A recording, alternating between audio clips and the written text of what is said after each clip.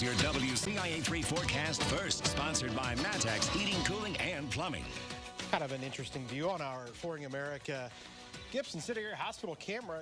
We've got sunshine, but you can almost see a few raindrops that are actually falling there as well.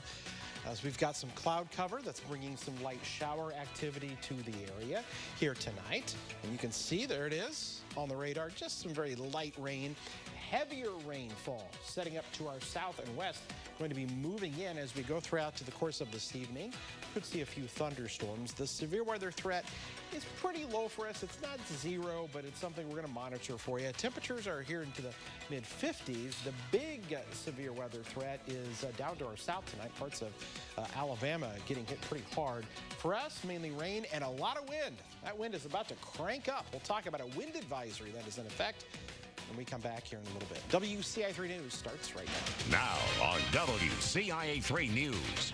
A state trooper's dead after crashing into a tree. The latest is fellow officers gathered in solidarity. Plus, COVID restrictions are easing across the state, while some local restaurants aren't feeling that prosperity. And it's welcome back to high school football, where all you need to get in is a vaccination card. You're watching your local news leader. This is WCIA 3 News at 6. You can see it right there. Fellow members of law enforcement took time this afternoon to honor a fallen state trooper. Good evening. I'm Paul Cicchini. And I'm Jennifer Roscoe. A state trooper is dead after his squad car crashed in Bonneville. It happened before 11 a.m. on Route 10 at County Road 600 East. State police say the victim was Trooper Todd Hannikin.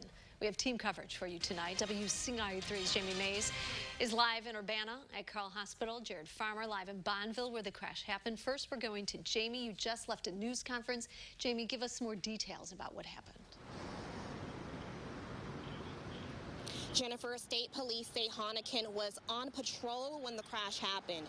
They say he was on duty when his car left the roadway, hit an electric pole, and then a tree. They don't have any details yet about what may have caused this crash to happen. State police say he will be missed by family, co-workers, and friends. This is a sad moment. We are hurting. Todd's family is hurting badly today. I ask for your thoughts, your love, and your prayers and goodwill for his family and for the entire Illinois State Police family. Hannikin is also held as a hero. He helped save someone's life in 2018 when he was awarded for pulling a man from a burning car. In Urbana, Jamie Mays, WCIA 3, your local news leader. All right, Jamie, thank you so much. Now we continue our team coverage with Jared Farmer in Bonneville. That's right, Jared, you were at the scene this morning shortly after the crash. Walk us through what you saw. Paul, we saw state troopers at this scene right here investigating the cause of the crash for about 6 hours. Now, when we arrived earlier this morning, they had Route 10 blocked off by about a mile on both sides. Police were called to the scene just before 11 in the morning. Route 10 has remained closed ever since then. It's been blocked off by half a mile on both sides of the crash by road workers. Anyone driving through the Bonneville area had to take a mile-long detour just to get past that roadblock. A medical evaluation helicopter was also called to the scene, but no additional patients were seen going inside. Cleanup crews and tow trucks arrived later in the afternoon, and they've been helping to clean up the damage ever since. And as of right now, crews have since cleared out all of the damage and removed the roadblocks, so it is safe to pass through town. Live in Bonneville, I'm Jared Farmer, WCIA 3, your local news leader. All right, Jared, thanks for that update. Now we will have continuing coverage of this crash both on air and online. We'll post updates at WCIA.com, and we're back live, of course, with more coverage in the second half hour and live on X49 at 9 and right here on WCIA 3 at 10.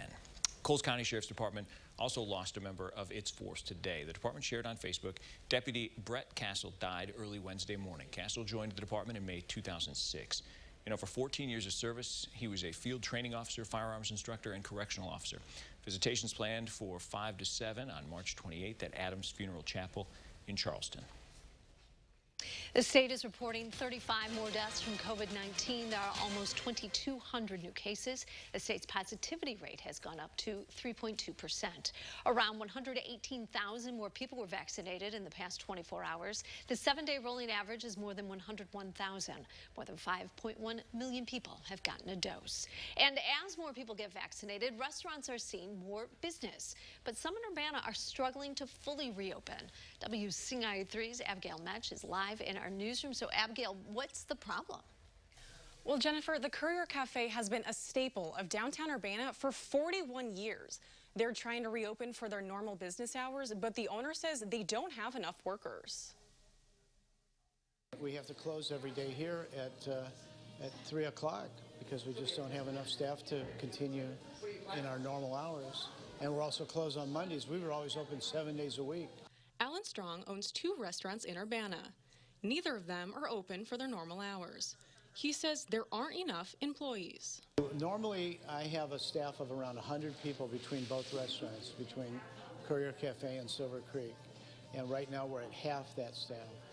So consequently, we're only open half the hours. Today, the cafe hosted open interviews, but it didn't go as well as Strong had planned. He's holding out hope as more people get vaccinated, more people will be ready to go back to work. Hoping that's what happens. I think there's a brighter outlook, and I think that people are feeling better about things. But until then, they'll do what they can to serve their community. You know, if I didn't feel positive and optimistic, I wouldn't show up every day. So we're here, and we're hoping that things come around. We're just trying to be patient and work with it. Strong says the only things you need to work at his restaurants are a good spirit and a willing heart. In the newsroom, Abigail Metch, WCIA3, your local news leader. Abigail, thank you. Almost $7.5 million are headed to Eastern Illinois University. It'll pay for maintenance projects that have been stalled at the school. WCIA3's Bryce Beeman is here. Bryce, this is state money they're using. Yeah, it comes from Governor Pritzker's Rebuild Illinois capital plan. The $7.4 million will go toward 2 projects. The first is a tunnel that goes around the inner part of the school. They plan to fix some pipes and asbestos. EIU also has an old boiler they want to revamp. The boiler is at the old steam plant at the northeast end of campus. They're also going to get a second one. This would upgrade the heating and cooling system. The university says these systems can be hard to maintain or repair. It's estimated the state capital plan will generate about 500,000 jobs across the state over 6 years. The Rebuild Illinois plan will invest $45 billion in roads, bridges, universities, and more. Back to you. All right, Bryce, thank you. Champaign students are going back to regular schedules next school year. The district sent a notice to parents that kids will be in the classroom 5 days a week full time. There is an option for families who don't want their kids to return. It's called the Distance Learning Program. That program will have its own teachers. More details will be released soon. Do you have a FOID card? What you need to know after today's announcement from ISP. Also tonight, changes are being made to attendance for high school sports, where you can get into a game by showing your vaccination card. Kevin, you've been following some severe weather to the south, and rain's moving into parts of our viewing area. Yeah, we've got rain, and the nicer part of this, we have rainbows showing up. Pretty cool. It is. Yeah, Donna in Gibson City snapping this picture of the rainbow, and I just got another one just sent in to me. It's a really good one as well. I'll show you that picture when we come back and talk about how the winds are about to crank and how some of us could see a few strong storms tonight and again on Saturday. Coming up.